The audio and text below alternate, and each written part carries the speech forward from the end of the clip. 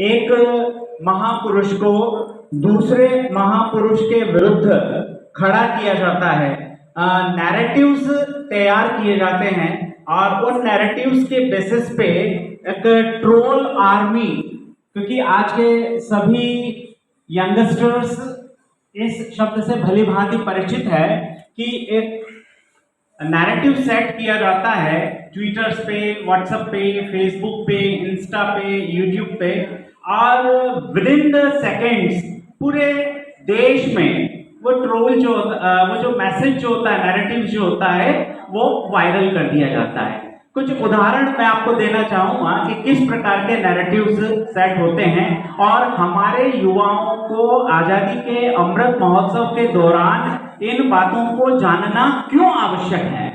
एक नैरेटिव हमेशा ये गढ़ा जाता है कि सरदार पटेल और जवाहरलाल नेहरू एक दूसरे के विरोधी थे, जबकि इसका वास्तविक तथ्यों से कहीं तक कोई लेना देना नहीं है। आश्चर्य और दुख तब होता है जब तथाकथित इतिहास के प्रोफेसर्स, राजनीतिक विज्ञान के प्रोफेसर्स, बड़ी बड़ी यूनिवर्सिटीज के कुलपति तक भी इस ट्रोल आर्मी का नेतृत्व करते हैं।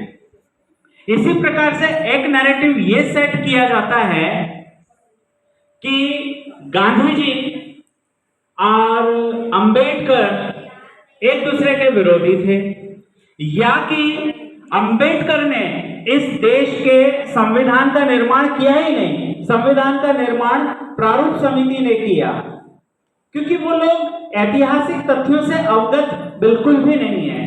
जिस प्रकार के नैरेटिव्स, आज एक नैरेटिव ये कहा जा रहा है कि मैं ये लिखा था कि आरक्षण केवल 10 वर्ष के लिए है, तो आरक्षण कोई भीख नहीं था। अगर कोई संविधान के ऐतिहासिक तथ्यों को पढ़े, आरक्षण की जो व्यवस्था है उसका कोई आर्थिक आधार कतई नहीं है। आरक्षण का आधार सामाजिक है।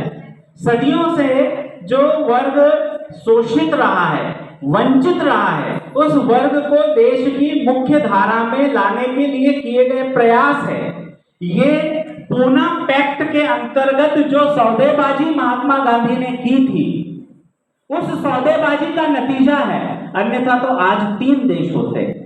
डॉक्टर अंबेडकर ने शोषितों और वंचितों के लिए, दलितों के लिए एक अलग राष्ट्र की मांग इस आधार पर ठुकराई थी कि उन्हें दोहरा निर्वाचन का अधिकार प्राप्त होगा।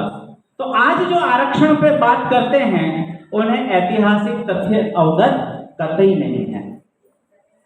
हाँ, अंग्रेजों के समय में जब 1946 में कैबिनेट मिशन आया और यह बात एक तरह से तय हो गई थी कि अब अधिक समय तक भारत को गुलाम बनाकर रखना संभव नहीं है। यहां पर मैं एक महान पुरुष का नाम नहीं लेना चाहूंगा, क्योंकि मैं भी ट्रोल आर्मी से डरता हूं। डर सबको लगता है, गला सबका सूखता है, लेकिन ये एक ऐतिहासिक तथ्य है। और ऐतिहासिक तथ्य यह है कि उन महापुरुष का, ये भारत की संसद की लाइब्रेरी में रखी गई पुस्तक, जो कि भारत सरकार का प्रकाशन है, उसके अंदर कोट किया गया है। उन महान देशभक्त, उनकी देशभक्ति पे कोई वो नहीं है, लेकिन उनका एक स्टेटमेंट था, मैंने वो सारे दरवाजे बंद कर दिए हैं, वो सारी खिड़कियां बंद कर दी हैं, वो सारे रोशनदान बंद कर दिए हैं, जिससे डॉक्टर अंबेडकर इस संविधान सभा में आ सके। न केवल ये स्टेटमेंट था, बल्कि इसे लागू भी किया गया और डॉक्टर अंबेडकर के संविधान सभा में प्रवेश को पूरी तरीके से अवरुद्ध कर दिया कि ये किसी भी परिस्थिति में संविधान सभा में ये व्यक्ति नहीं जाना चाहिए।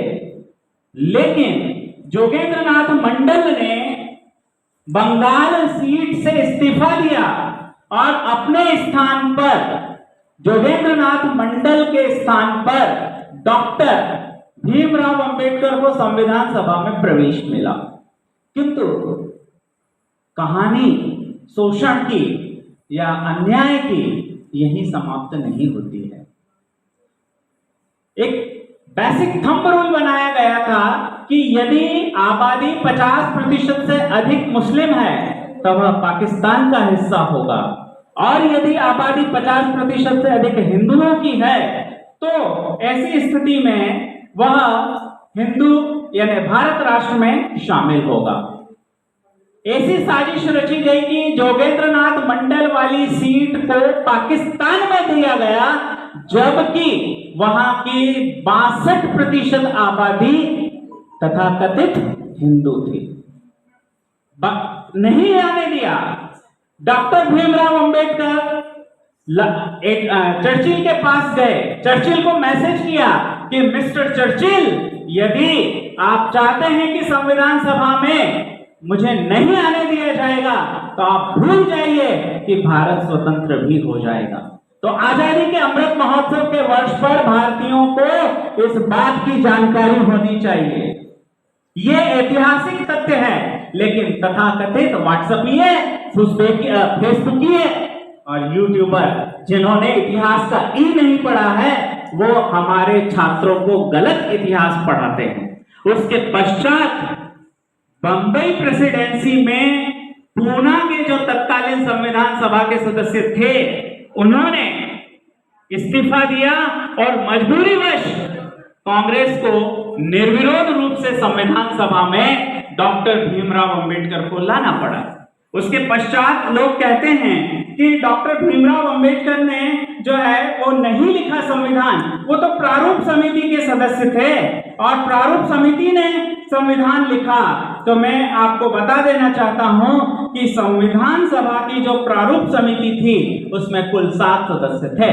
उन 7 सदस्य में पहले ड्राफ्टिंग कमेटी के चेयरमैन थे डॉक्टर भीमराव अंबेडकर, दूसरे निर्वाचित सदस्य थे अल्लादी कृष्णा स्वामी अय्यर, तीसरे थे एन गोपाल स्वामी अयंगर, चौथे थे के एन मुंशी, पांचवे थे मोहम्मद सादुल्ला, छठे नामजद सदस्य थे एम माधवराव जिन्हें बीएल मित्तर की जगह नामजद किया गया था, नॉमिनेट किया गया था, और सातवें थे टीटी कृष्णमाचारी जिन्हें डीपी खेतान के 1948 में मृत्यु के पश्चात संविधान सभा में स्थान दिया गया था। और जिन डॉक्टर बीएन राव के बारे में कहा जाता है वो तो केवल उसको असिस्ट करने वाले सेक्रेटरी थे। तो डॉक्टर भीमराव अंबेडकर का योगदान, क्योंकि आजकल एक नई गाली प्रचलन में आ गई है, भीमटे। जो कोई जय भीम बोल देता है या जो कोई अंबेडकरवाद की बात करता है, क्योंकि अंबेडकर इस राष्ट्र के विरोधी नहीं थे, उन्हीं के कारण भारत राष्ट्र आज इस रूप में हमें दिखाई देता है। तो एक नई गाली से नवाजा जाता है भीमटे, एक नई गाली से नवाजा जाता है तानाशाह।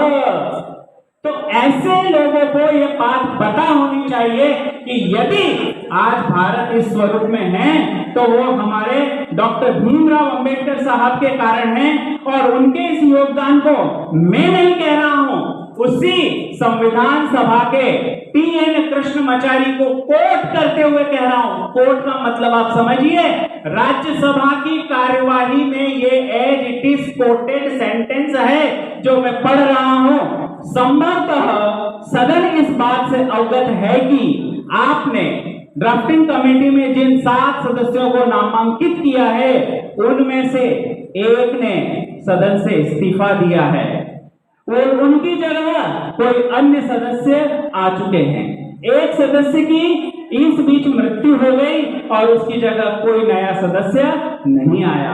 एक सदस्य अमेरिका में है और उसका स्थान नहीं भरा गया। एक अन्य व्यक्ति सरकारी मामलों में उलझा हुआ था और वह अपनी जिम्मेदारियों का निर्वाह नहीं कर रहे थे। 1-2 व्यक्ति दिल्ली से बहुत दूर और संभवतः स्वास्थ्य की वजहों से कमेटी की कार्यवाहियों में हिस्सा नहीं ले पाए। कुल मिलाकर यही हुआ कि इस संविधान को लिखने का भार डॉक्टर अंबेडकर के ऊपर ही आ पड़ा। मुझे इस बात पर कोई संदेह नहीं है कि हम सबको उनका आभारी होना चाहिए। उन्होंने इस जिम्मेदारी को इतने सराहनीय ढंग से अंजाम दिया है कि संविधान के निर्धारण में पूरी प्रक्रिया में वे सबसे आगे रहे। ये मेरे शब्द नहीं हैं, ये टीटी कृष्णमाचारी के शब्द हैं, जो राज्यसभा की कार्यवाही का रिकॉर्ड है। तो भारत की आजादी के अमृत महोत्सव को मनाते समय हमें समाज के हर वर्ग को ले जाना पड़ेगा। एक तरफ हम बात करते हैं, बात भटक जाएगी, लेकिन यदि मैं पढ़ा लिखा होकर, गजेटेड ऑफिसर होकर अपने अधिकार की बात नहीं कर सकता तो लानत है मेरे पीएचडी करने पर।